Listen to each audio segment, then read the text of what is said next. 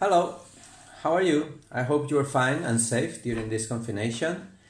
You know that now you can go out for a little walk, but it has to be short and you have to come back very soon. Don't touch anything. If you find somebody that you know, you can talk, but don't touch each other. Don't touch anything. And when you come back, you wash your hands, okay? You wash your hands. And that is it. Okay, anyway, today I'm going to tell you one story. The name of the story is Hans and the Princess. Okay? It is a traditional story. And the name of the story is Hans and the Princess, okay? It is from Norway. Okay? In Norway, I don't know if you know, but in Norway, the winter is very, very hard. It is very cold. So people used to stay at home and tell stories to each other. Okay, that is what we're going to do now. In all Norwegian stories, you can find trolls and maybe kings and princesses. Okay, that is very common there. Anyway, once upon a time, there was a princess who couldn't love. Her parents, the king and the queen, asked her if she would marry someone who made her laugh, and the princess agreed. The king and the queen announced that whoever made the daughter laugh would marry her and inherit half of the kingdom. But poor wretch who didn't make her laugh, as he would have his ears scorched with a red-hot iron, you know, like ah. A crowd of young men rushed to the palace to try make the princess laugh, but nobody could.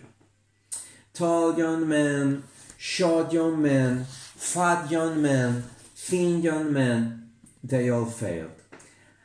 And they all returned home with scorched ears and no possibility of a second chance because they had been marked for life. On the other side of the wood, one of those young men returned home with both ears scorched. He was the middle of three very poor brothers. All the brothers in the family had their ears well scorched, all of them except the young one, Hans. So whether he liked it or not, Hans had no option other than to travel to the palace and try to make the princess laugh. The following morning, Hans set out with a rucksack on his back. That day, all the valley and the wood were covered over with a fog that was so thick that Hans decided to return home because he was very frightened. But as he tried to find the way home, a deep voice startled him. "I can smell fresh meat."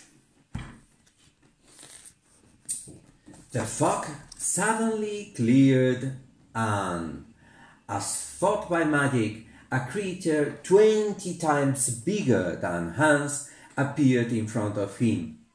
A troll! Hans had walked into a troll's cavern. The horrible beast was cooking a huge stew and opening his enormous mouth, and he said to Hans, "You and the stew are going to be my supper." "Okay," said Hans, "but only if you prove me that you can eat more stew than me." "That's easier than looking for trees in this wood," said the troll, laughing. They sat down to have dinner. Hans, who knew that trolls didn't see very well, had cheekily put his rucksack on top of his tummy. You see? Every time the troll ate a spoonful of a stew, Hans put a spoonful into his rucksack. They carried on eating until, at last, after a long while, the troll moaned, "Oh, I'm full." "Really?" said Hans. "I'm not even half full." "Oh, I can eat more," complained the troll. "In that case, I am the winner. I can leave." The troll became so angry that he exploded into 1,000 pieces. A beautiful, shiny golden goose appeared from inside him. "Quack!" said the goose, greeting Hans. Hans decided that it was so beautiful that he was going to keep it. He would take it to the palace with him to show the princess. When they left the cave, Hans met an old woman.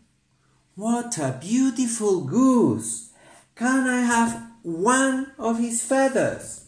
Before Hans could reply, the old woman had already got hold of one of the feathers and was trying to pluck it.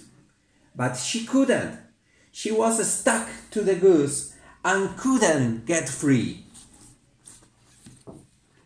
Hans carried on walking with the old lady stuck to the goose until he reached the marketplace that was right in front of the palace. There were carpenters, blacksmiths, bakers, seamstresses. They all ran up to the goose when they saw it to get a feather, but they were all stuck to the goose and couldn't get free. At last, Hans, the goose, and the troop of people stuck to the animal arrived at the palace gates. When the guards saw all the people, they ordered for the palace gates to be closed immediately, but not before they tried to get hold of a golden feather. As everyone in the palace wanted a feather, the entrance guards, the suitors, the men who scotched the suitors' ears, the young men with scorched ears, and even a small dog, they all joined in the queue. When the princess heard all the racket that they were making in the palace courtyard, she looked out from the balcony. And when she saw a handsome young man with a goose and a crowd of people stuck to it, it made her laugh so much that her parents had to hold her up to stop falling on the ground. So the princess and Hans were married and inherited half of the kingdom, much to the joy of their parents. Okay, I hope you like it.